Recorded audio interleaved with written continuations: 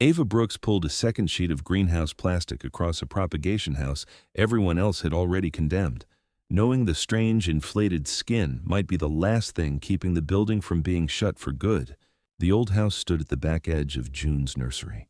Its frame still sound enough to use, but its single plastic covering patched, cloudy, and loose in places. On cold mornings, frost whitened the ground outside while the temperature inside dropped almost as fast as the open air. June had stopped using it for early propagation months before. Now Ava was fastening another layer of plastic over the first. Nate stood near the door with a roll of tape under one arm. "You're wrapping junk in more plastic," he said. Ava kept pulling the sheet tight enough to remove the worst folds without stretching it hard against the frame. "That isn't what I'm doing." "It looks exactly like what you're doing." June heard him from the gravel lane. She owned the nursery, which meant she controlled the electric service, the plant orders, and whether this house stayed open another week. She also knew Ava had come home after losing her nursery internship with more confidence than money and no position waiting for her. June stopped beside the greenhouse. "How much have you spent?" Ava gave her the number. It was enough that June looked at her differently. Not shocked. Concerned. Most of it had come from Ava's own savings greenhouse film, fittings, tubing, fasteners, and the small blower connection she planned to use only through the nursery's inspected electrical service. June looked at the loose second layer. And if this doesn't work? Ava glanced through the plastic toward the empty propagation benches. The answer was obvious. The house stayed closed. Ava would have spent most of what she had proving everyone right. "I repair what I can," she said, "and I stop." June studied her for another moment. "No improvised wiring. No climbing around on that frame in bad weather." "I know. And this is still my house." Ava nodded. "I know that too." That mattered more than she wanted it to. June had not handed her a greenhouse. She had allowed her to try to make one condemned propagation house useful again. Ava had wanted a real role in a nursery since before she was old enough to drive. She could seed trays evenly, manage young plants, spot weak roots, and keep a propagation bench from turning into a patchwork of wet and dry cells. At her internship, none of that had been enough to save her position. Now she had returned home with skill, embarrassment, and a habit that June trusted even less than failure. Ava tended to believe that once one part of a system worked, the rest could be made to follow. But first she had to make one part work. She finished securing the second plastic layer around the test section and connected the air line. The idea was simple. The blower would push a small amount of air between the two plastic skins, holding them apart. That trapped air gap would slow heat loss better than a single sheet exposed directly to the cold. At least, that was what Ava needed it to do. She switched on the approved blower. For several seconds, almost nothing happened. Then the outer sheet stirred. Nate stepped closer. The plastic lifted away from the inner skin. A narrow cushion of air formed between them. Ava felt a surge of relief she tried not to show. The double layer began taking shape exactly as she had imagined. Then one corner kept growing. The plastic there pushed outward farther than the rest. Another section barely separated at all. Ava walked the length of the bay, watching the surface change. The air was entering. It just was not going where she needed it. "Turn it off," Nate asked. "Not yet." The inflated corner pulled harder. Ava put one hand against the outer plastic, feeling the pressure through the film. Too much here. Almost none farther down. The system was not behaving like one protected chamber. It was behaving like a balloon with a weak side. June had not moved from the doorway. Ava could feel her watching. This was the first useful thing the greenhouse had shown her. The problem was no longer just cold. It was distribution. If Ava could not control where the air went, the second skin would not protect the house evenly. And before she could prove that double plastic could save a crop, she first had to stop her own greenhouse from tearing itself apart. Ava shut the blower off before the swollen corner could pull any harder against the fasteners. The plastic relaxed almost immediately. What had looked promising for less than a minute sagged back toward the old greenhouse skin. Nate pressed a palm against the loose outer layer. "So the air gets in," he said. "It just doesn't stay even." Ava nodded. That was the problem in its simplest form. The second layer itself was not enough. The air gap had to remain continuous across the section. If one area inflated too much, while another stayed nearly flat, the greenhouse would still have cold spots, and the overstressed film would eventually fail. June stepped inside and looked down the empty benches. "How much of the house are you trying to heat?" "None of it." That answer made Nate turn.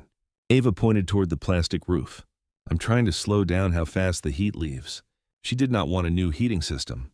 June had not authorized one, and Ava could not afford one anyway. The nursery already had inspected electrical service available for the small blower. Beyond that, Ava had to work with what the greenhouse could hold from daytime warmth and whatever protection the double skin could provide overnight. That limitation made the experiment cleaner.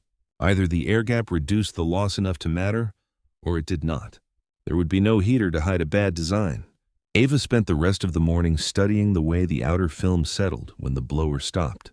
Near the inlet, the two skins separated easily. Farther down, folds and attachment points changed the path of the air.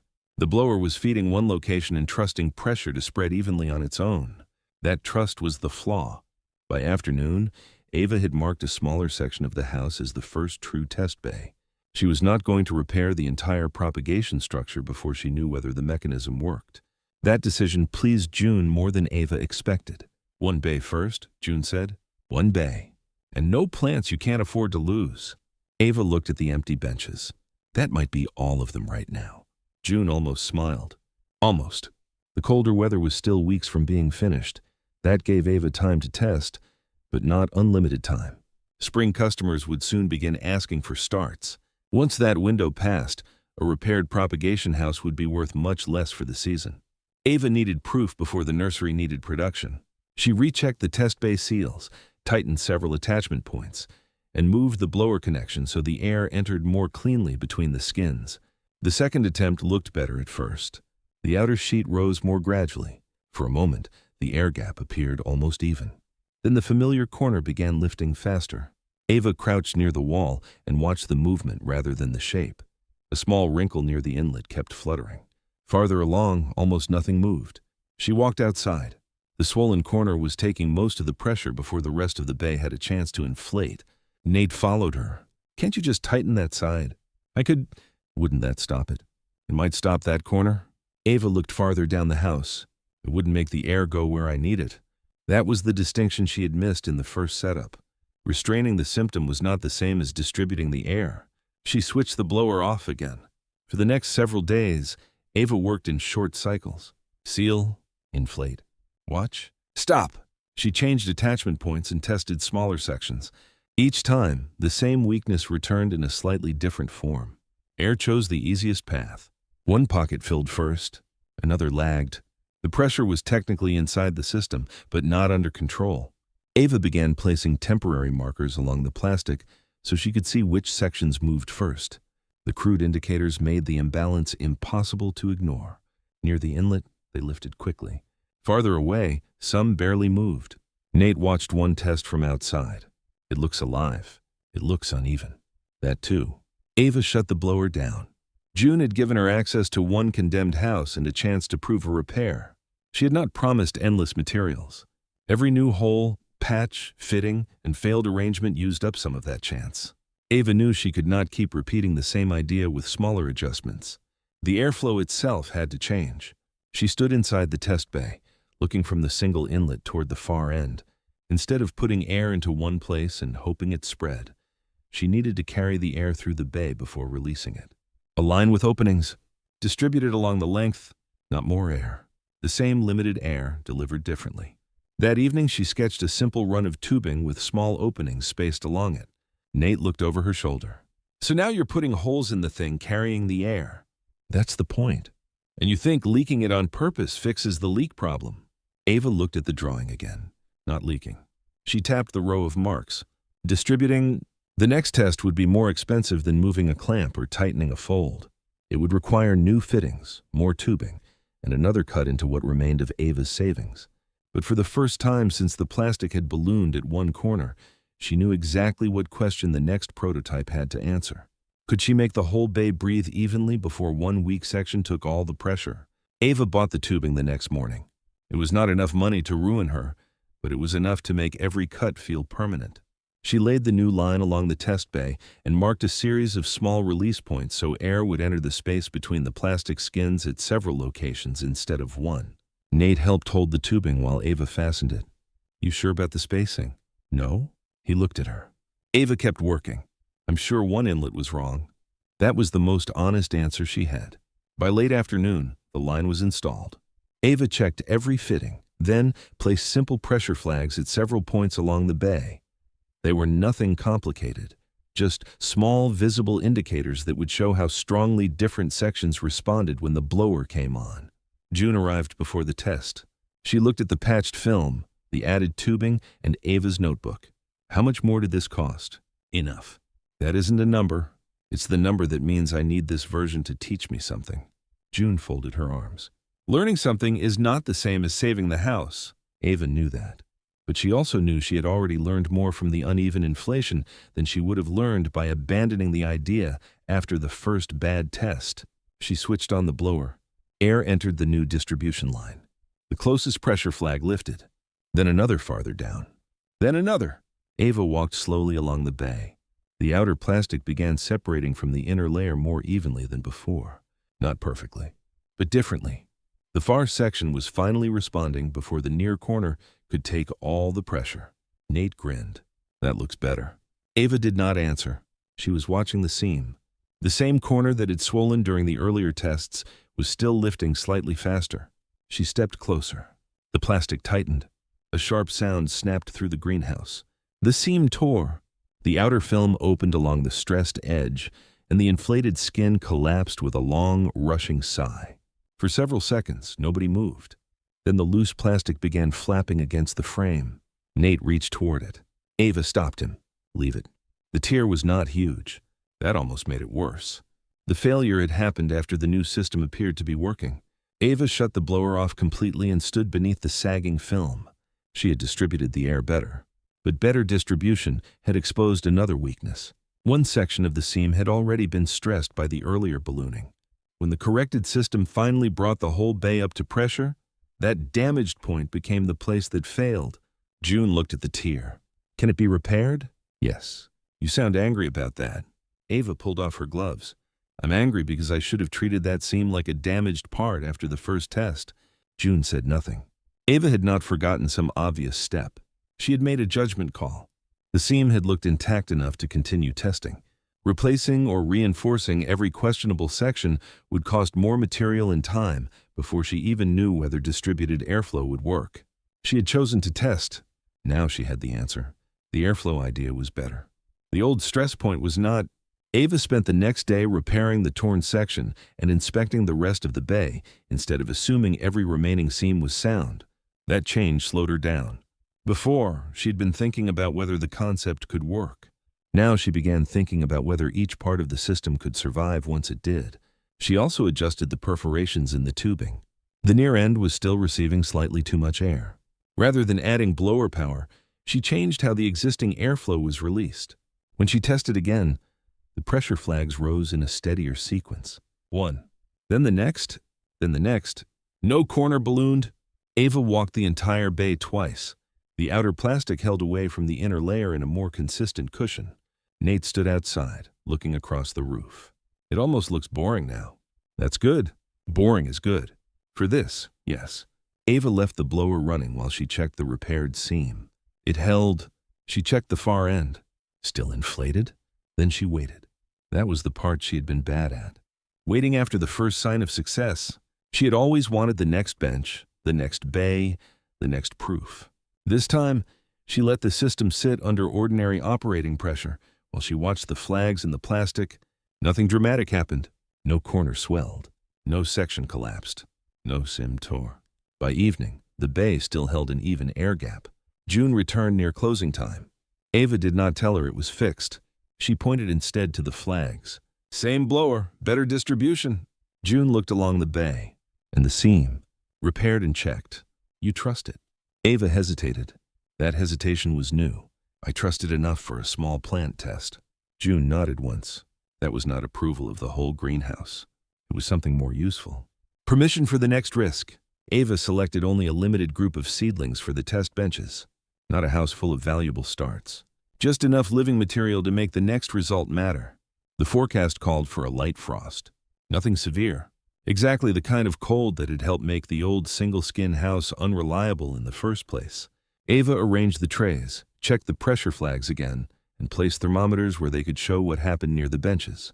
As dusk settled over the nursery, the inflated double layer held its shape above the young plants. For the first time, Ava had something more than a greenhouse that looked improved. She had a corrected system facing the condition it had been built to resist. The frost arrived before dawn. Ava was at the nursery while the ground outside was still white and the sky had only begun to lighten. She did not rush straight to the seedlings. First, she checked the greenhouse skin. The pressure flags were still lifted. The repaired seam was holding. The double plastic had stayed separated through the coldest hours. Only then did she step inside. The air felt cold, but not sharp in the way the old house had felt on previous frosty mornings. Ava moved to the test benches and checked the thermometers she had placed near the plants. Then she looked at the seedlings themselves. No glassy leaves, no collapsed stems, no darkened growing tips. She touched one tray lightly. The plants were cold. They were also alive. Nate came through the door a few minutes later, rubbing his hands together. "Well?" Ava pointed toward the bench. He leaned over the seedlings. "That's it." "What were you expecting?" "I don't know. Something more dramatic." Ava looked through the inflated roof at the white frost outside. "This is dramatic enough." June arrived before the sun had cleared the trees. She did not ask Ava for an explanation. She walked the test bay herself. She checked the film. She looked at the pressure flags. Then she bent over the seedlings. "They made it." Ava nodded. "The test group did." June looked toward the unused length of the condemned house.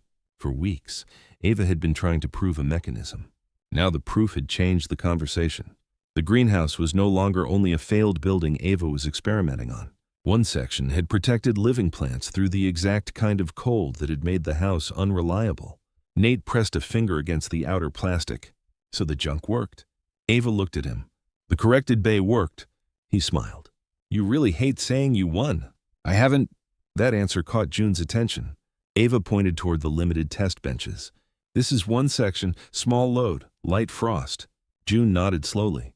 A month earlier, Ava would have used a successful night like this as permission to move faster. Now she was listing the limits before anyone else could. The change was not lost on June. Neither was the result. Later that morning, Carla arrived at the nursery looking for spring transplants. She was a landscaper who bought young plants for seasonal jobs and had worked with June before.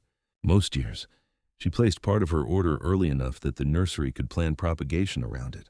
This year, June had already warned her that the old propagation house might not be available. Carla noticed the inflated plastic before she even reached the office. "What happened to that building?" Nate answered first. Ava made it breathe. Ava gave him a look. Carla walked closer. The second plastic skin was now clearly visible in the morning sun, rounded slightly away from the original layer. "You're using that house again." "Testing one bay," June said. Carla looked through the doorway at the seedlings. "In this cold..." "They were in there overnight," Ava said. Carla glanced at the frost still lingering in the shaded grass. "All of them, only a test group." That distinction mattered. Ava showed her the surviving benches without turning the morning into a sales pitch. She explained only what Carla needed to understand. The added plastic created an insulating air gap. The first setup had inflated unevenly. Ava had changed the air distribution. This corrected test bay had held through a light frost. Carla listened, then looked toward June. "I still need spring material." June did not answer immediately. "How much?" Carla described the order. It was larger than Ava's test bay could handle comfortably. Not enormous. Not impossible. But large enough that accepting it would mean putting the greenhouse back into actual production instead of continuing with experiments. Ava felt the temptation before June even looked at her. This was what she had wanted. A real order. A reason to reopen more of the house. A chance to prove the system at useful scale. June asked, "Can you produce it?" The old Ava would have said yes before thinking through the next sentence. Instead, Ava looked down the length of the greenhouse. One corrected bay. One blower. One distributed line that had survived one light frost. The second bay still needed work. "We can produce part of it safely with what's proven." Carla waited. "And the rest?" Ava looked toward the unused section again. "I need another protected bay." June's expression tightened slightly. There it was. Success had created a new problem faster than failure ever had. Carla had not demanded an answer on the spot. But spring planting schedules did not wait forever. "If you can give me a reliable date," she said. "I'd rather buy here than split the order somewhere else." June looked at Ava. Ava understood what the offer meant. Carla was not paying for the frost test. She was offering responsibility because of it. That responsibility could justify expanding the system. It could also turn a small technical failure into a real business loss. Ava walked the second bay that afternoon. The frame was usable. The plastic could be added. The existing blower had handled the corrected test section without difficulty. Running an independent setup for the second bay would require more fittings, a separate air path, and additional expense. There was a simpler option. Extend the existing blower line. One longer duct could feed both bays. Ava measured the route twice. On paper, it made sense. The same blower, the same double plastic principle, the same kind of distributed airflow that had already worked. Nate stood beside her as she studied the distance. "You're thinking bigger, not bigger." He looked toward the empty bay. "That looks bigger." Ava folded the measuring tape. "I'm thinking connected." That was the idea that made expansion affordable. It was also the idea June questioned first. One blower for both. "Yes. You proved one bay." "I proved the distribution method." June held her gaze. "That isn't exactly the same thing." Ava knew it. But Carla's order had created a deadline, and building two completely separate systems would cost more and take longer. The shared duct was not reckless. It was a reasonable extension of something that had already worked. Ava built the second bay around the assumption that the first bay had taught her enough. She did not copy the original mistake. The new outer plastic was secured carefully. The air release points were spaced with the corrected distribution pattern in mind. She checked the seams before inflation. She even added pressure flags before the first full test. The weakness was not in any of those parts. It was in the connection between them. To keep the expansion within the nursery's budget and Carla's schedule, Ava extended the existing air supply through a longer shared duct before splitting it toward both protected sections. On a still afternoon, it worked. The first bay inflated, then the second. Ava walked from one end to the other while Nate watched the flags rise. The far bay responded more slowly, but it responded. "That seems good," he said. Ava kept watching. The second bay needed more time to reach the same shape, but once it did, the outer film held away from the inner skin. The flag stayed lifted. The shared blower did not appear overloaded. Ava wrote down what she saw instead of celebrating it. Longer response. Stable once inflated. No visible seam stress. June came through near closing. Both running. Ava nodded. On the shared line, June looked at the long duct. "You tested it. Today." "That wasn't my question." Ava knew what she meant. A still afternoon was not a spring night. "It needs operating time." June nodded. "So give it operating time." Ava wanted Carla's trays started. The schedule had already narrowed. Young plants did not become saleable just because a buyer needed them sooner. Every delayed day at the beginning would have to be recovered somewhere else, and biological time did not negotiate. Ava compromised. She did not fill the second bay completely. She started the order in stages. The original bay carried the most established material. The newer bay received part of the expansion. That way, she could increase production without placing everything on one unproven section. It was a defensible decision. For several days, it appeared to be the right one. The shared blower held both skins inflated. The pressure flags became part of Ava's routine. She checked them early, again before closing. If the far bay came up more slowly, she noted it. If both skins looked even, she moved on to the plants. Inside, benches that had sat empty began filling with green. Carla stopped by once and saw the change. "You're going to make the date." "I'm still on it." "That means yes or no." "It means the plants are where they need to be now." Carla smiled. "That sounds like a nursery answer." "It's the honest one." The order had done something Ava had wanted since coming home. It made her work matter beyond the test itself. Every tray represented money already expected somewhere else. Every protected night mattered to an actual delivery. June began asking Ava about propagation timing instead of merely asking whether the experiment had failed. Even Nate stopped calling the double skin junk. Then the weather changed. A gusty front moved through before one cold night. Nothing severe enough to damage the greenhouse frame. Nothing that should have required anyone to work outside during dangerous conditions. But enough wind to make loose materials shift and long, flexible runs behave differently than they had on calm days. Ava checked both bays before leaving. The first pressure flags were steady. The far bay looked slightly softer. She stood at the end of the row and watched. The flag lifted, dropped, lifted again. Nate noticed it too. Was it doing that yesterday? Not like that. Ava traced the route backward with her eyes. The plastic itself was intact. No seam had opened. The blower sounded normal.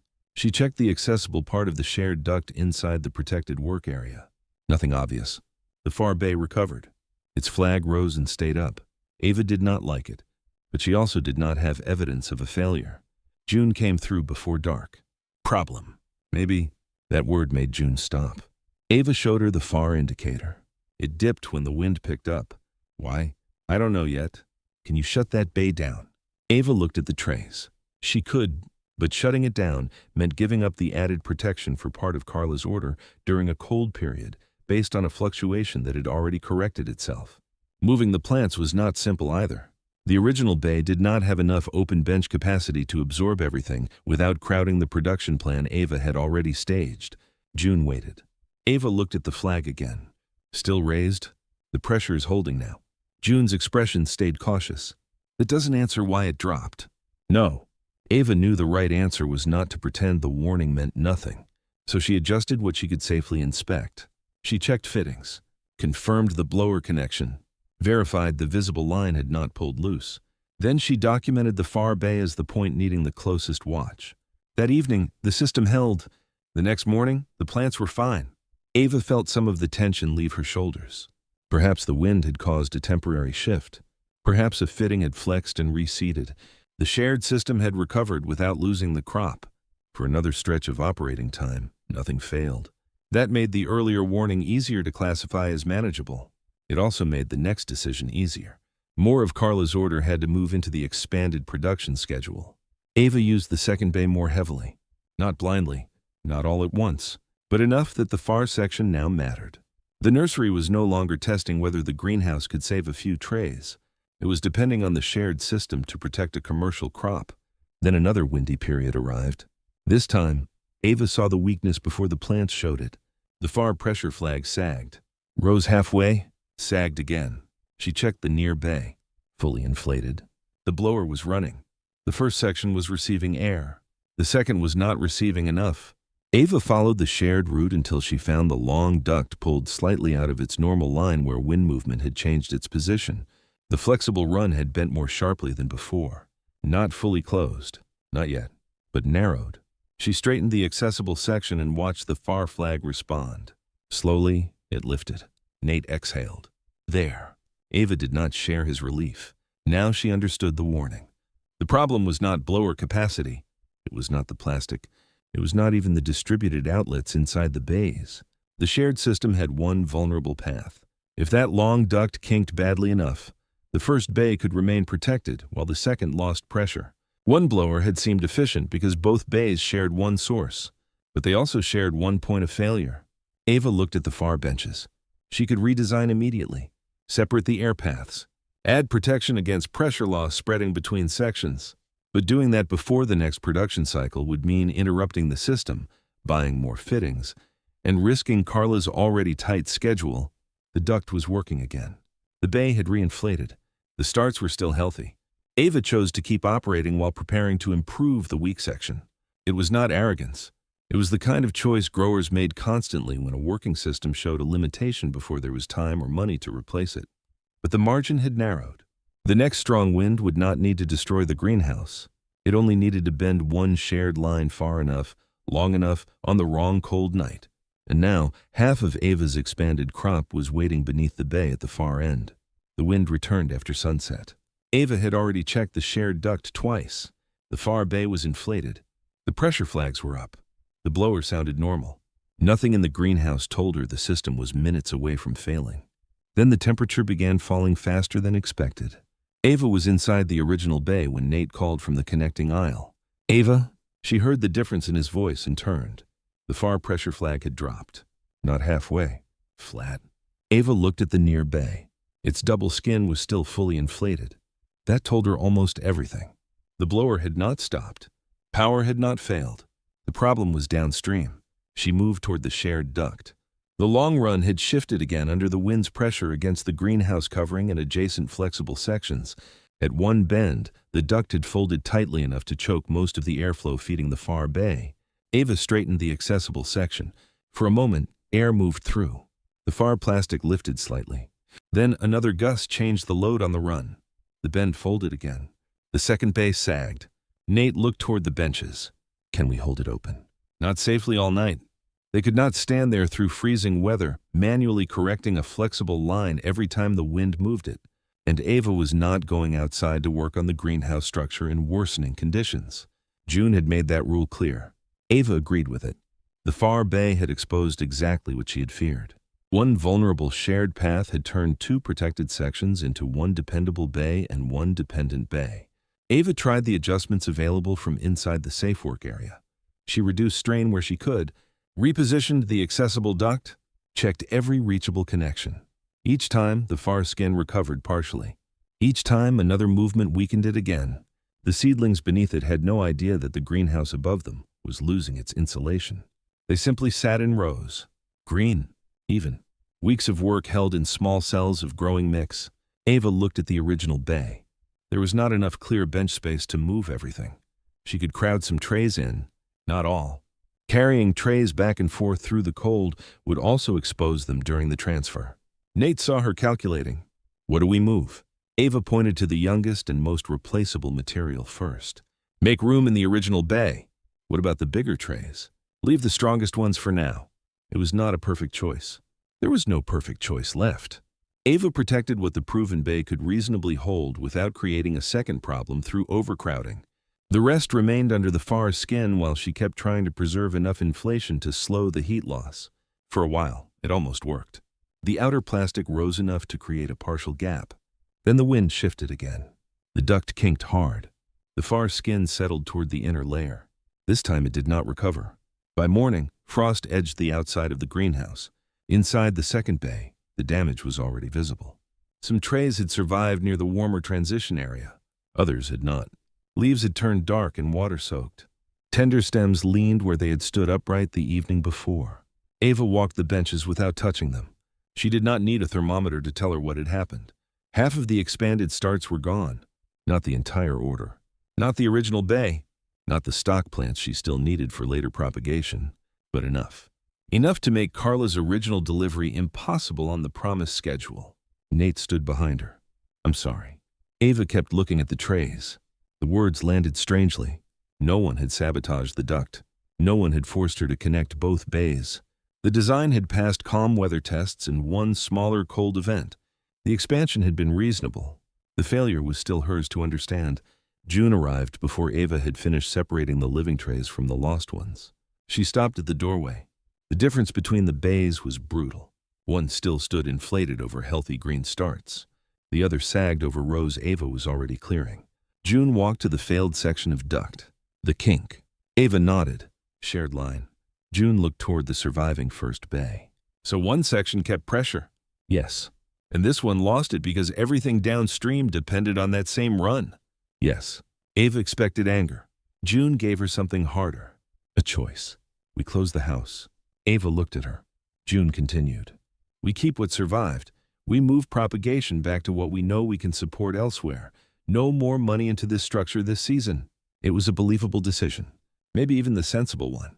The condemned house had already consumed repairs, plastic, fittings, time, and now part of a commercial crop. June was not punishing Ava. She was protecting the nursery. You can be done with this, June said. Ava looked through the sagging plastic. A month earlier, she would have heard only one thing in that sentence. Failure? Now she heard something else. Permission to stop before losing more. That made the choice real. Ava walked back to the damaged benches. She had proven that double plastic could protect a bay. She had also proven that her expansion design could fail. Both facts were true. She picked up one surviving tray. No. June's face did not change. Ava set the tray with the others worth keeping. Not the same system. June waited. Ava pointed toward the shared duct. That goes. You want another blower? I want the bays independent. She explained it simply. Separate inspected airlines. No long shared path carrying both sections through one vulnerable route. Each bay able to maintain its own pressure. Check flaps so a pressure problem in one line would not undermine the other section. The same double poly mechanism. Different behavior, different failure boundary. June looked at the lost crop. And Carla. Ava swallowed. That part hurt more than the greenhouse. I reduced the order. You already committed. I know. You think she'll accept that? I don't know. Ava called Carla herself. She did not blame the weather. She did not call the loss unavoidable.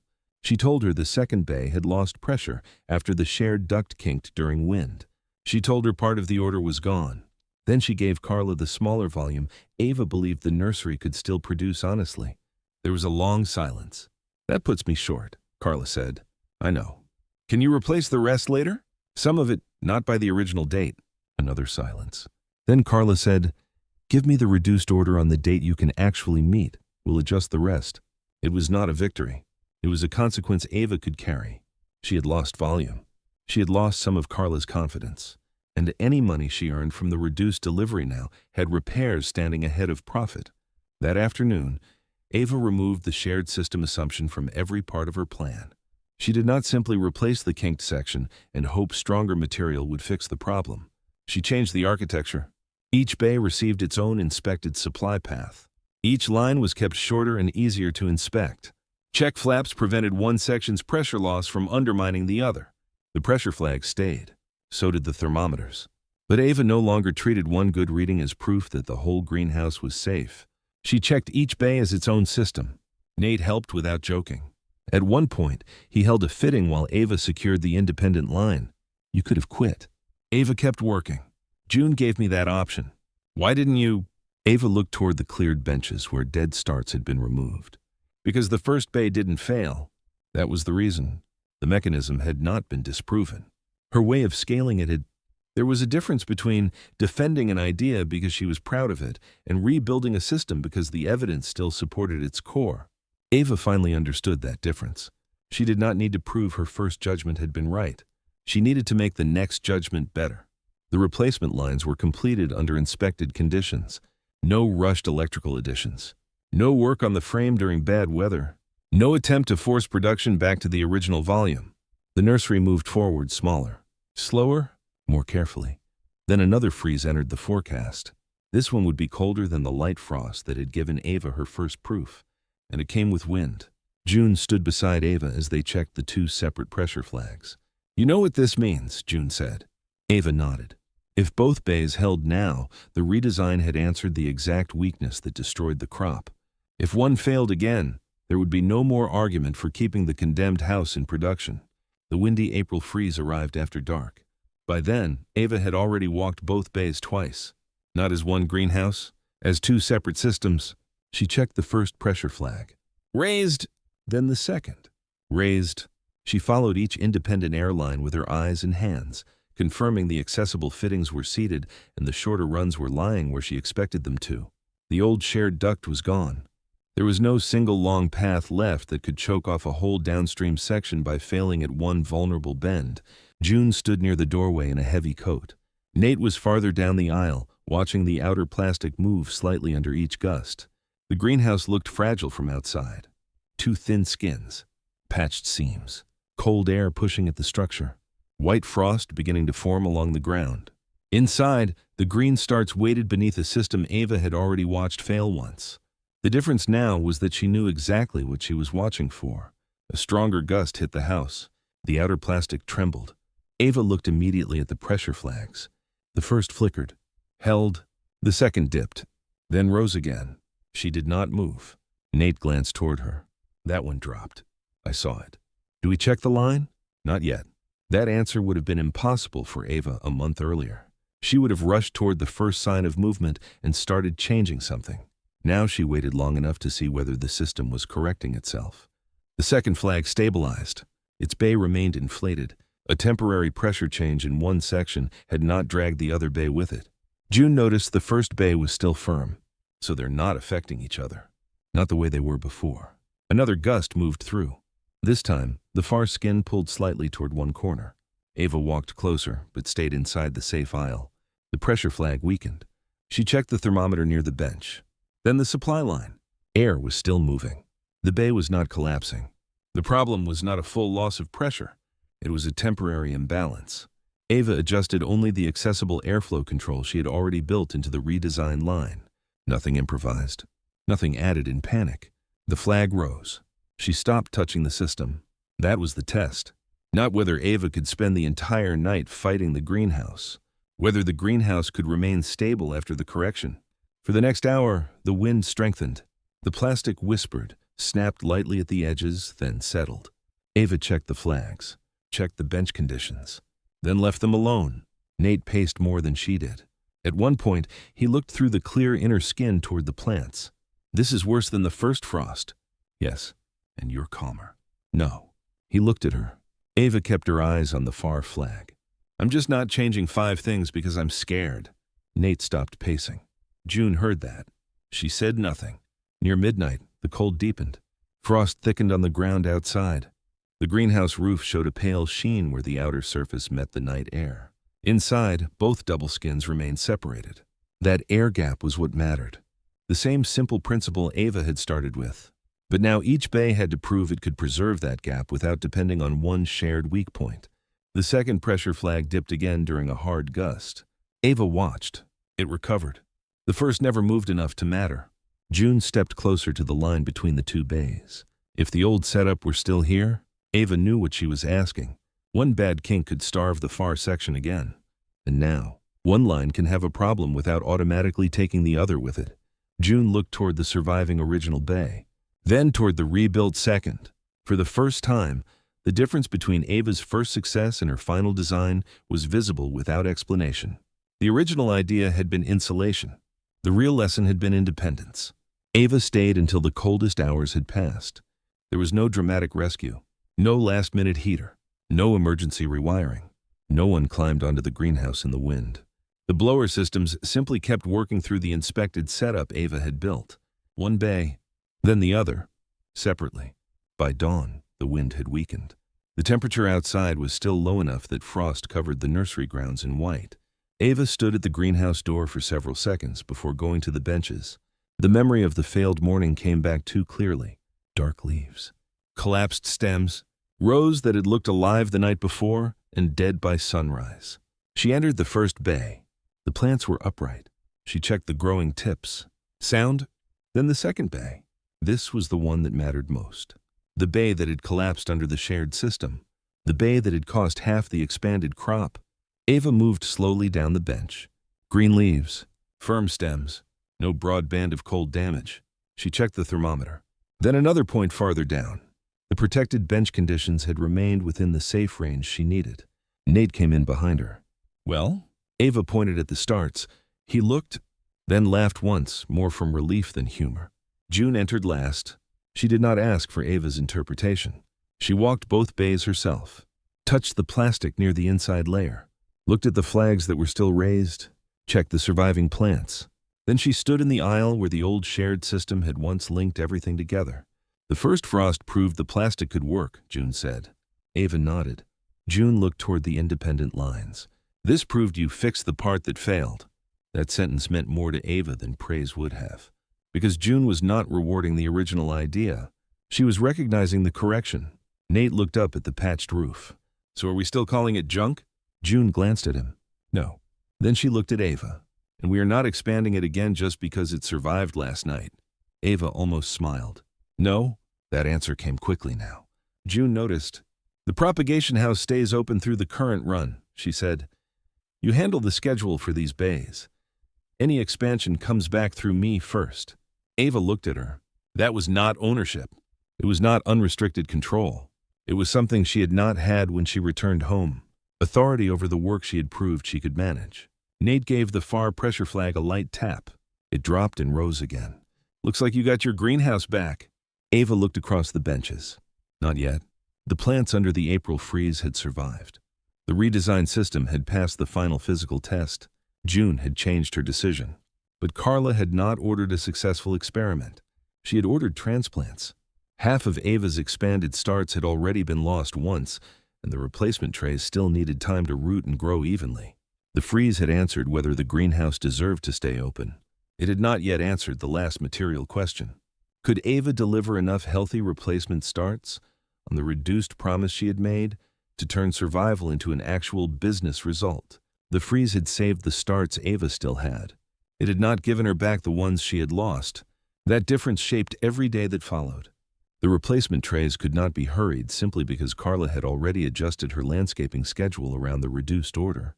Ava could control moisture, spacing, air movement, timing. She could not command roots to develop overnight. So she stopped treating the calendar like an enemy she could beat by working faster. Every morning, she walked the reopened propagation house before touching the schedule. First bay, pressure flag, plants. Second bay, pressure flag, plants. The patched double plastic stayed inflated above both sections. The independent lines became almost boring to check. Ava had learned to appreciate boring. No dramatic pressure swings. No shared duct threatening two bays at once. No frantic redesign after dark. Just a system doing the same dependable job every day. The replacement trays began rooting evenly. Not instantly, not perfectly, but evenly enough that Ava stopped seeing the loss every time she looked across the benches. Green slowly filled the empty spaces again. Nate noticed it before she said anything. It doesn't look condemned anymore. Ava was checking a tray. It still has patches, so do half the useful things around here. She looked up at him. That almost sounded supportive. Don't spread it around? June began leaving more of the propagation schedule to Ava. Not completely. June still owned the nursery. She still approved purchases, controlled contracts, and decided how far any expansion could go. But she no longer asked whether Ava had remembered every routine task. Instead, she asked what would be ready, when bench space would open, which starts needed another week. The questions had changed because Ava's role had changed. Carla's reduced delivery date came closer. Ava checked the replacement trays again. Some of the later material would not be ready. She had already told Carla that the promise now was smaller than the original order, but Ava intended to meet every part of it. The morning before delivery, June found her sorting trays. You're checking them again. Yes, you checked them yesterday. They were younger yesterday. June looked at the grouped plants, and Ava lifted one tray slightly and checked beneath the cells. Ready. The next morning, Carla arrived with room prepared for exactly the reduced volume Ava had promised. There was no ceremony, no crowd, no dramatic speech, just trays moving from greenhouse benches toward a real job. Carla inspected several before loading. She checked the tops, then the root development. Ava waited. Carla set the tray down. These will work. Only then did Ava let herself breathe differently. The freeze had proven the greenhouse. This proved the recovery. The accepted delivery did not erase the crop Ava had lost. It did not restore the original order.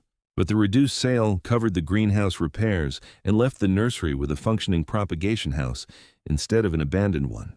More important to Ava, she had delivered what she promised after she stopped promising more than the system could safely support. A few days later, June brought the next propagation schedule into the greenhouse. She handed it to Ava. You build the bench plan. Ava looked at the sheet. For this house. For propagation. Ava looked up. June continued before she could misunderstand. You schedule it. I still approve expansion, contracts, and major spending. Understood. And no connecting 5 bays because 2 behaved themselves. Ava smiled. Understood. June started toward the door, then stopped. When you came back, I thought you needed somebody watching every decision. Ava waited. I was wrong about that. It was the closest June came to saying what had changed between them. Ava did not need more. By late spring, the greenhouse that had been marked for closure was back in regular use. Not at maximum capacity, not transformed into some flawless new structure. It still carried repairs. Its outer film showed patch sections where Ava's first attempts had failed. But beneath those patches, rows of healthy green starts filled the benches. Nate paused outside one afternoon and looked at the inflated roof glowing in the sun. You know what's funny? Ava kept working. What? That thing still looks ridiculous. She looked up through the double plastic. The second skin curved above the first, held apart by the quiet pressure moving through the independent lines.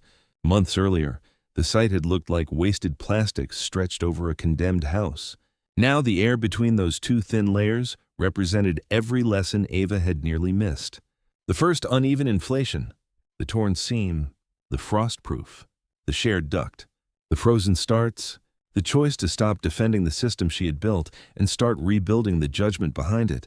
Ava looked back down at the green trays. Good, she said. Nate laughed. Above them, patched film glowed over a propagation house that was no longer closed. And this time, Ava's name was on the schedule.